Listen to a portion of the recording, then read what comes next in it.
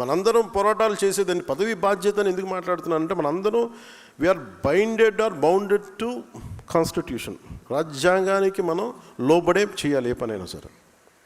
అలాంటి రాజ్యాంగానికి లోబడి మనం పని చేసేటప్పుడు మనం ఎలా ఆలోచిస్తామంటే ఇది మనకు సంబంధం లేదు, లేదంటే మ్యాక్సిమం మన ప్రాంతీయ దృక్పథంతోనే ఉంటుంది. నేను దానికి భిన్నంగా జాతీయ దృక్పథంతో ఉన్న ప్రాంతీయ పార్టీ కావాలి. ప్రాంతీయ పార్టీ దృష్టిలో లేదు నేను పార్టీ పెట్టినప్పుడు, ఒక పార్టీ పెట్టాలనుకున్నాను అంతే.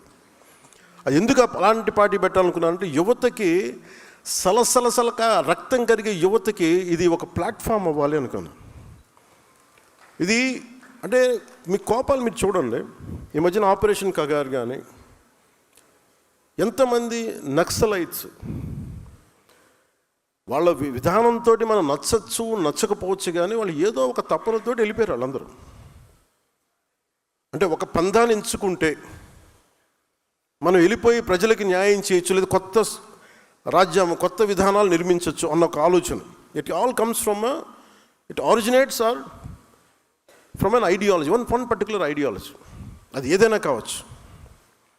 అలాంటిది వాళ్ళు యువత వెళ్ళిపోయి 70s కావచ్చు, 80s కావచ్చు, లేట్ 80s కావచ్చు, వాళ్ళందరికీ ఇప్పుడు 50 ఏళ్ళు వచ్చేసి పోరాటం ఓడిపోయి న్యాయం చేయలేక అటు ఇటు పడిపోయి ఎంతమందో చనిపోయి ఇలా కకావికలం అయిపోయింది.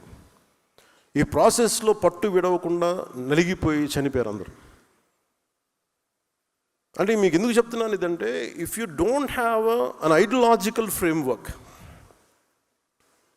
ఒక ideological framework that to within the norms of constitution, ఒక బ్యాలెన్స్డ్ ఐడియాలజీ లేకపోతే ఏం జరుగుద్ది అని అనడానికి మనకు అనేక దాఖలాలు ఉన్నాయి. మీరు ప్రాంతీయతత్వం తీసుకోండి, దానికి ఒక టైం లైన్ ఉంటుంది. కేవలం 2-3 కులాలే కావాలి అని చెప్పండి, దానికి ఒక టైం లైన్ ఉంటుంది. దాని తర్వాత అవి పడిపోతాయి.